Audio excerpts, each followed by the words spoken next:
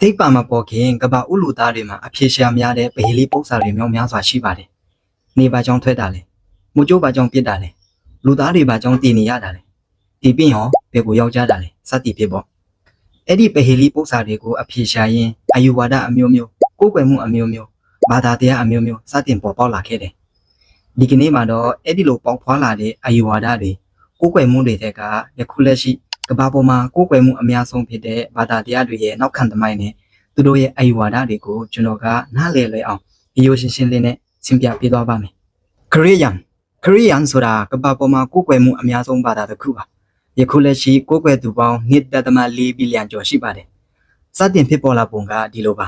။လွန်ခဲ့သောနှစ်ပေါင်း2000ကျော်ကရောမအင်ပါယာကျူဒီယာဒေသဘက်သလီဟမ်မြို့ငယ်လေးမှာယေရှုဆိုတဲ့ကလေးတယောက်ကိုမွေးဖွားခဲ့တယ်။အဲ့ဒီကလေးအရွယ်ရောက်လာတော့နေတကာလှည့်ပြီးမရှိရှင်းရသားတွေကိုကူညီတယ်။စိတ်ကူပေးတယ်။ပြီးတော့ဘုရားသခင်ရဲ့မေတ္တာတရားတွေခွင့်လွှတ်ခြင်းတွေကောင်းကင်နိုင်ငံတော်အကြောင်းတွေကိုဟောပြောခဲ့ပါတယ်။အဲ့ဒါကိုတည်သွားတဲ့ရောမအာဏာပိုင်တွေကသူတို့ရဲ့အာဏာကိုထိခတ်လာနိုင်တယ်ဆိုပြီးယေရှုကိုသူ့ရဲ့အသက်33နှစ်မှာဖမ်းဆီးကာလက်ဝါးကတိုင်ပေါ်မှာရိုက်တတ်ကွယ်မြတ်လိုက်ပါတယ်။အကယ်၍ဇလန်ကဒီမာတင်ပြည်ဆုံးရင်ယခုခရိယန်ဘာသာဆိုတာရှိမှာမဟုတ်ပါဘူး။ဒါပေမဲ့ဇလန်ကဒီမာတင်မပြည်ဆုံးသေးပါဘူး။နောက်3ရက်အကြာမှာတော့ယေရှုကတရားကနေပြန်ဆင်းလာပါတယ်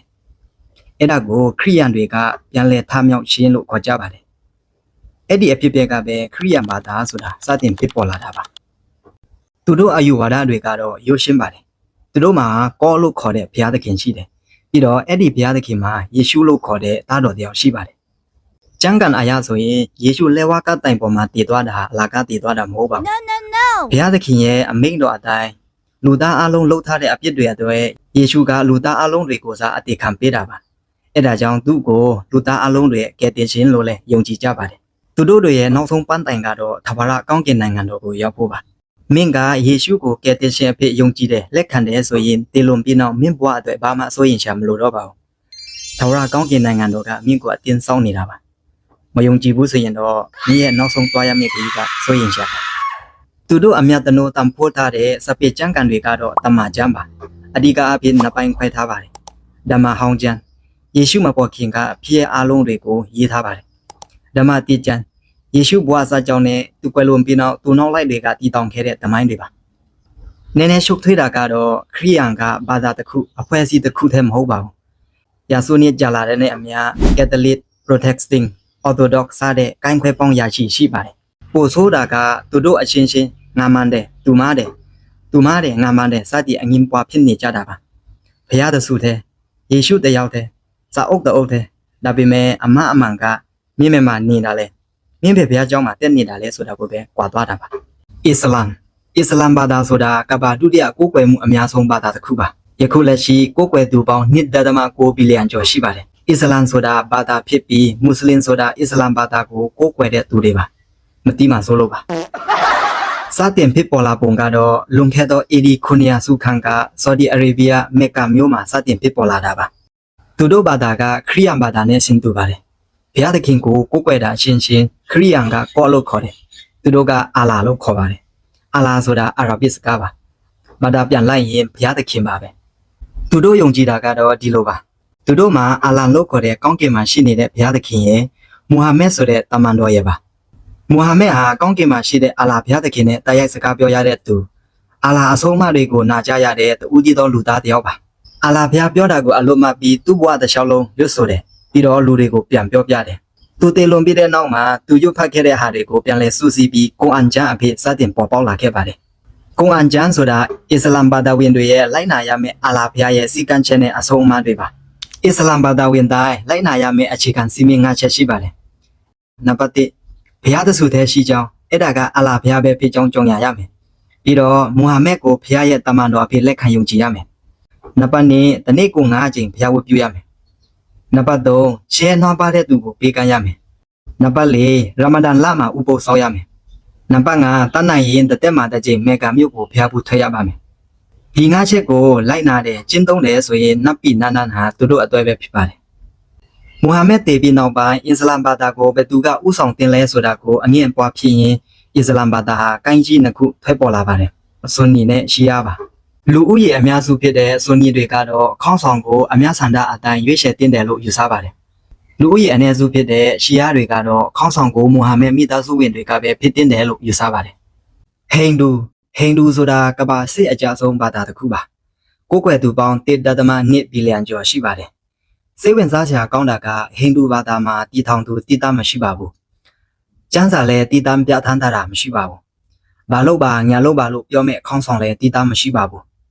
ဘာသာဆိုတာတဲ့နှစ်ပေါင်း4000ကျော်စုဆောင်းထားတဲ့အယူဝါဒတွေဒါသနာတွေလို့ပြောရင်လည်းမမှားပါဘူးသူတို့မှာမရေသွဲနိုင်တဲ့နတ်ဘုရားပေါင်းမြောက်များစွာရှိပါတယ်ဘီဒနိုရှိဝခရနာဂနေရှာလက်ရှမီ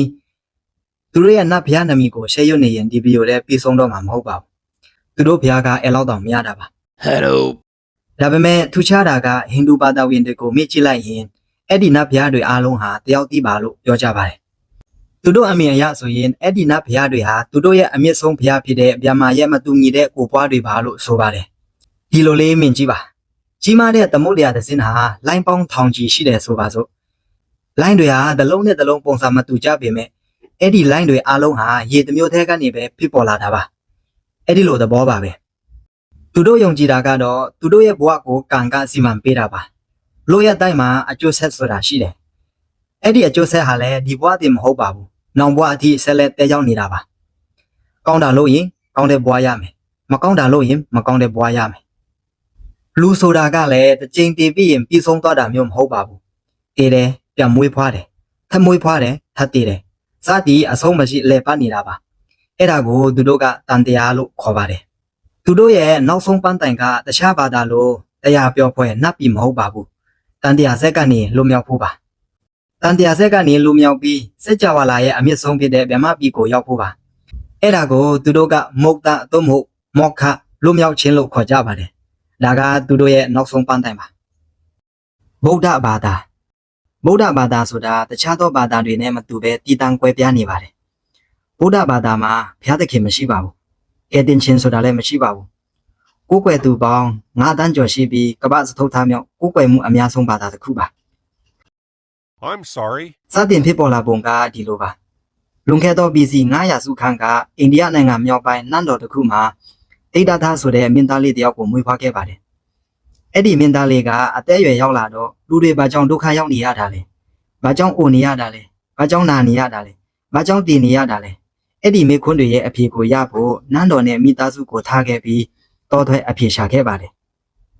တောထဲမှာနေပေါင်းများစွာတရားထိုင်ခြင်းနဲ့စိတ်ပိုင်းဆိုင်ရာကိုရင့်ကျက်အောင်တည်ငြိမ်အောင်လုပ်ပြီးနောက်ဆုံးတော့သူရှာနေတဲ့အဖြေကိုရခဲ့ပါတယ်အဲ့ဒါကတော့လူတွေဒုက္ခရောက်နေရတာအိုနာတည်နေရတာတွေကအကြောင်းပဲဖြစ်လာတာမဟုတ်ပါဘူးလိုချင်မှုတဏှာအကြောင်းပါ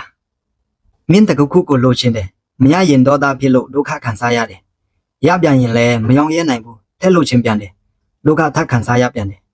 ဗုဒ္ဓအမြင်အရဆိုရင်ဒါဒုက္ခကိုဖြစ်စေတယ်အိုနာတေတွေကိုဖြစ်စေတဲ့ဆဲဝန်းပါအဲ့ဒီအတွက်သူ့ရဲ့အဖေကမက်ကင်စစ်ပါပါအိုနာတေဒုက္ခကနေလွတ်မြောက်ရလမ်းကြောင်းပါတမာဒိဋ္ဌိမင်္ဂန်သောအမြင်တမာသင်္ကပ္ပမင်္ဂန်သောအကြံစီတမာဝါစာမင်္ဂန်သောအပြောဆိုတမာကမ္မန္တာမင်္ဂန်သောအပြုအမူတမာအစီဝါမင်္ဂန်သောအသက်မွေးမှုတမာဝါယာမမင်္ဂန်သောအထုံးမှုတမန်တတိမင်္ဂန်သောအောက်မေ့မှုတမန်တမန်ဒီမင်္ဂန်သောတည်ငြိမ်မှုဒီလမ်းစဉ်ကိုနေ့စဉ်ပုံမှန်ကျင့်ကြံအားထုတ်တဲ့အခါဒုက္ခတွေအိုနာတေတွေဖြစ်စေတဲ့တန်တရားဆဲဝန်းကိုတဖြည်းဖြည်းနဲ့ချိုးဖျက်လာနိုင်တယ်လို့ဗုဒ္ဓဘာသာကတင်ကြားပေးပါတယ်ဗုဒ္ဓဘာသာရဲ့နောက်ဆုံးပန်းတိုင်ကနိဗ္ဗာန်ကိုရောက်ဖို့ပါနိဗ္ဗာန်ဆိုတာကလည်းနေရာတစ်ခုမဟုတ်ပါဘူးနတ်ပြည်လည်းမဟုတ်ပါဘူး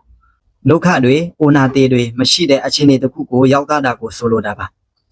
အဲ့ဒီမှာလောဘမရှိဘူးဒေါသမရှိဘူးငြိမ်သက်မှုတက်တက်ပဲရှိပါတယ်ဒါကဗုဒ္ဓဘာသာရဲ့လမ်းဆုံးပန်းတိုင်ပါ